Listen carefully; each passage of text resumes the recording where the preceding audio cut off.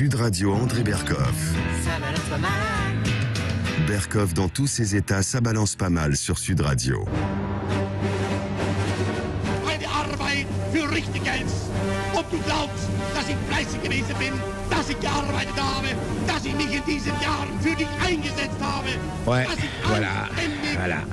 Ça rappelle de vrais jours sombres, le discours d'Hitler à l'usine de Krupp en 1935. Et en ce moment, il se passe quelque chose qui n'est évidemment pas du même ressort, et heureusement, mais qui est du ressort, je dirais, de ce que j'appellerais la glauquitude, si vous me permettez ce néologisme.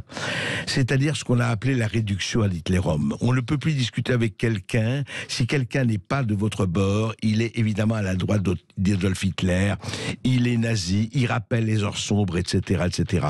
C'est-à-dire qu'il n'y a plus d'arguments, il n'y a plus de discussion possible sans qu'on assigne à résidence de manière imbécile, de manière calomnieuse et de manière absolument artificielle. Quelqu'un, voilà, il est rangé, et ben on lui donne l'étiquette ou le sceau de l'infamie.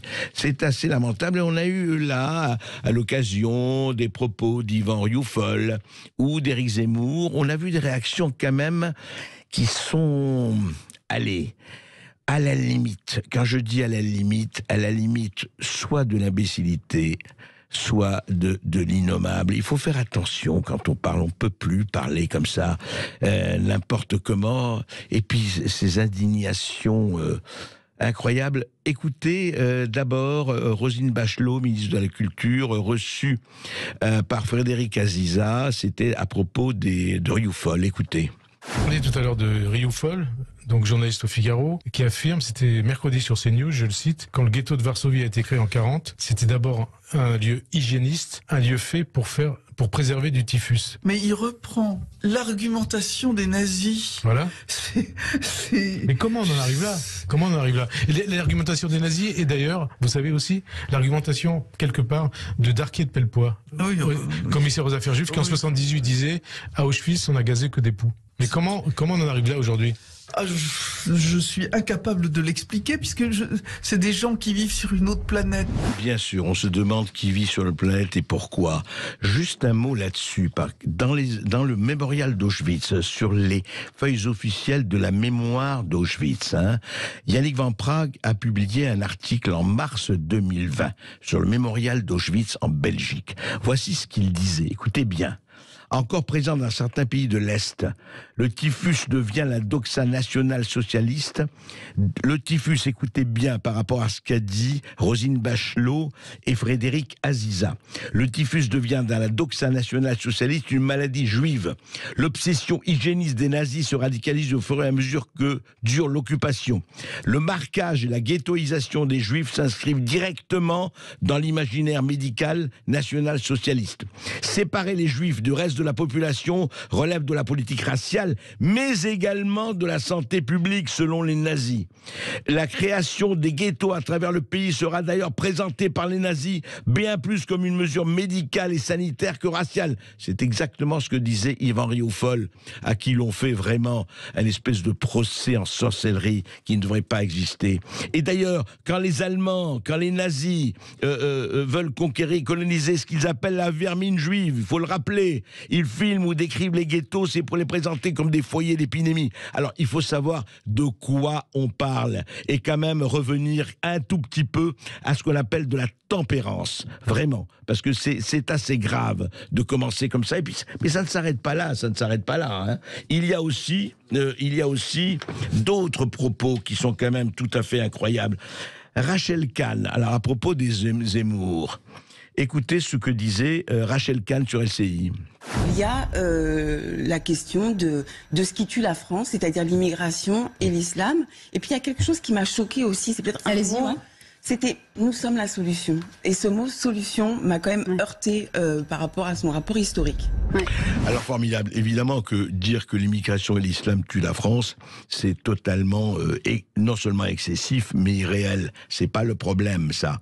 Le problème, c'est quand elle dit, Rachel Kahn, qui est pourtant une femme intelligente, une intellectuelle, qui dit quand j'entends solution, eh bien, ça se rapporte à quoi? La solution finale, elle avait dit 3 jours avant, quand j'entends convoi, c'est les convois de la mort. Vous savez, pour parler des routiers le convoi de la liberté qui se passe, vous savez, tout ce qui se passe, on en a parlé ici, on en reparlera au Canada et en Europe bientôt.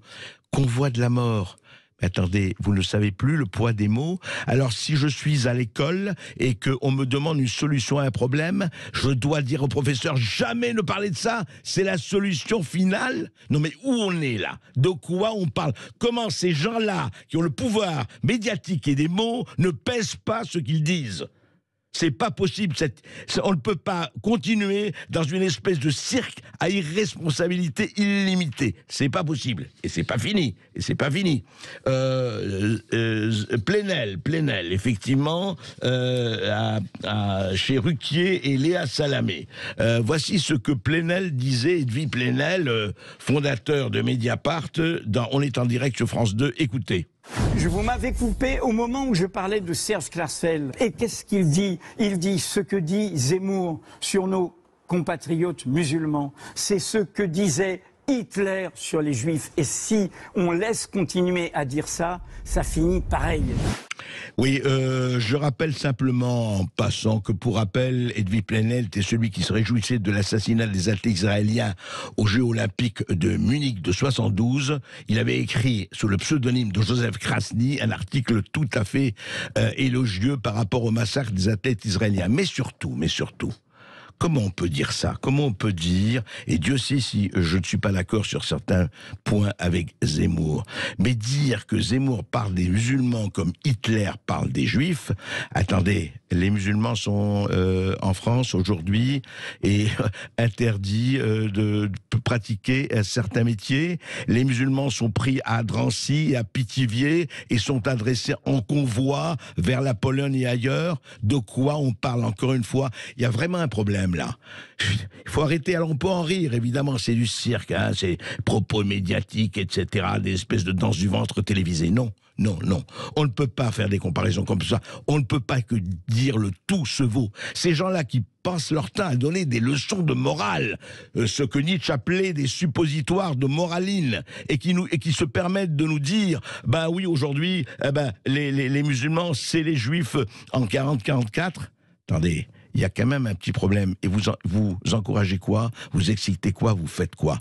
Je crois vraiment qu'il faut revenir au moins à une certaine raison. Après, allez faire ce que vous voulez. Mais franchement, défoulez-vous ailleurs, pas là-dessus. Sud Radio Berkov dans tous ses états. Les perles du jour.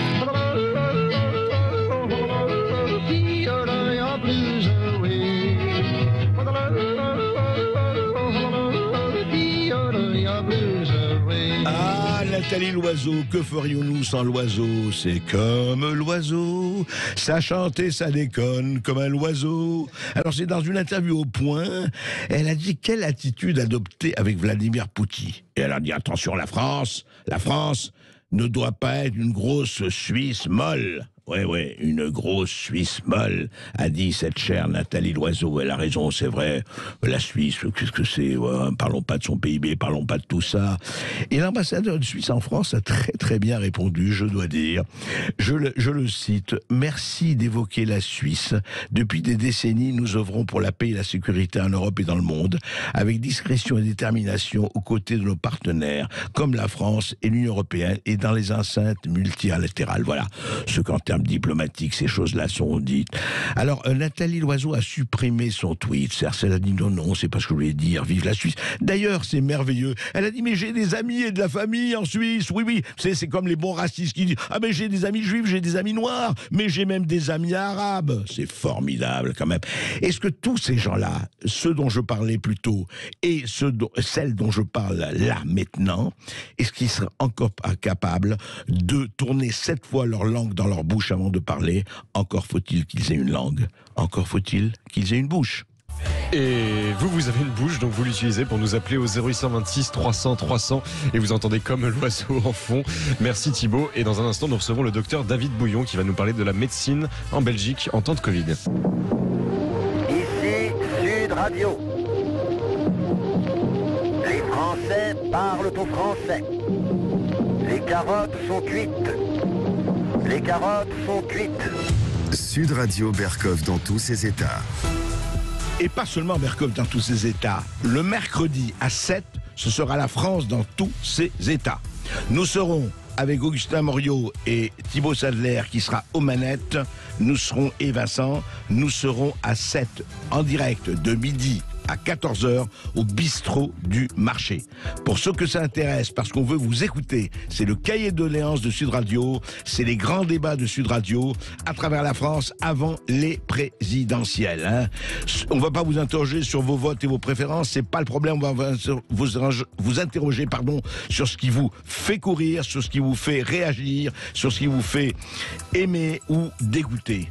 Alors, vous téléphonez au 0826 300 300, au 0826 300 300 pour vous inscrire si vous êtes à 7 ou dans les environs. On sera ravis de vous accueillir dans la limite des places disponibles, bien sûr. À tout de suite. Sud Radio Berkov dans tous ses états.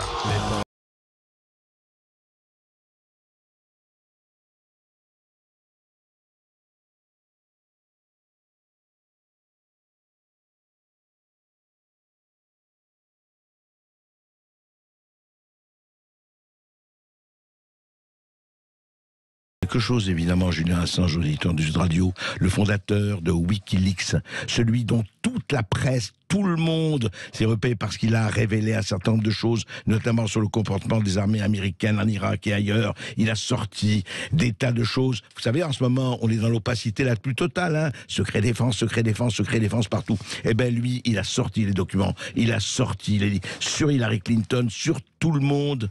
Et bien voilà, aujourd'hui, il croupit, effectivement, en prison. En tout cas, il est vraiment abandonné de tous. Et il y avait à l'Assemblée nationale, on pensait que la France allait être de ces pays, le pays de la liberté, le pays de l'accueil, le pays des demandeurs d'asile. On en reçoit des demandeurs d'asile et des accueils. Oui, on en reçoit 400, 500 000, mais pas Julian Assange. Pourquoi?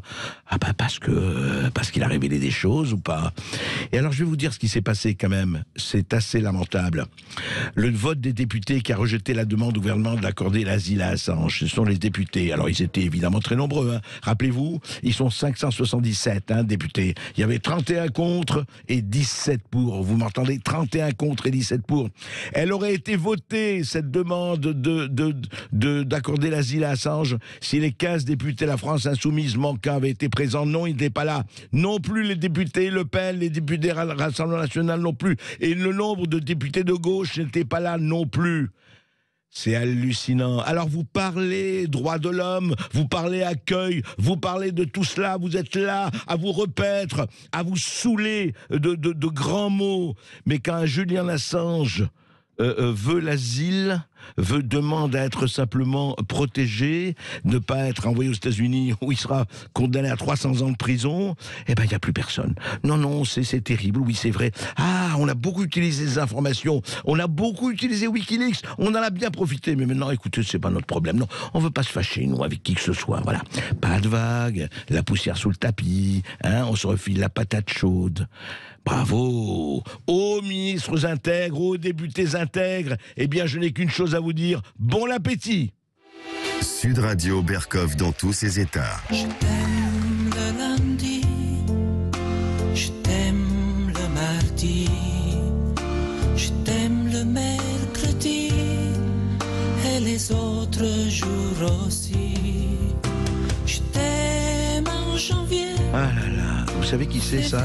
Non, c'est pas Édouard. C'est Gérald Darmanin s'adressant à Emmanuel Macron.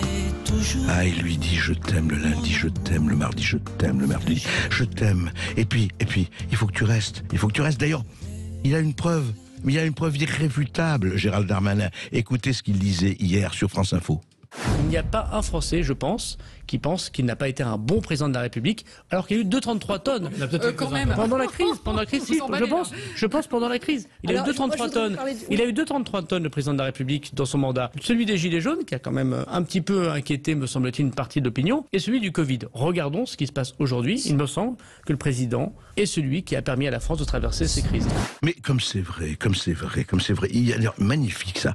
Le ministre de l'Intérieur qui dit il n'y a pas un seul Français qui peut penser que Macron n'a pas été un bon président. C'est vrai, mais il y a des Français qui manifestent. Il y a des gens qui sont dans la rue, il y a des gens qui tweetent, il y a des gens qui écrivent, il y a des gens qui n'en peuvent plus, qui rejettent, qui ont des problèmes. Mais alors, vous croyez que ces gens-là aiment Macron alors qu'ils n'arrêtent pas de dire, de huer, Castex, etc. Mais Gérald Darmanin a raison. Ces gens-là, ce ne sont pas des Français. Ce sont des anti-France, c'est tout. Ce ne sont pas des patriotes. Car si on est patriote, si on est français, si on est vraiment français, si on est vraiment patriote, on aime Macron. Comment peut-on ne pas aimer Macron? Gérald Darmanin se pose la question, c'est métaphysique, il a raison. Je t'aime le lundi, je t'aime le mardi, je t'aime le mercredi, et je t'aimerai encore pendant 5 ans.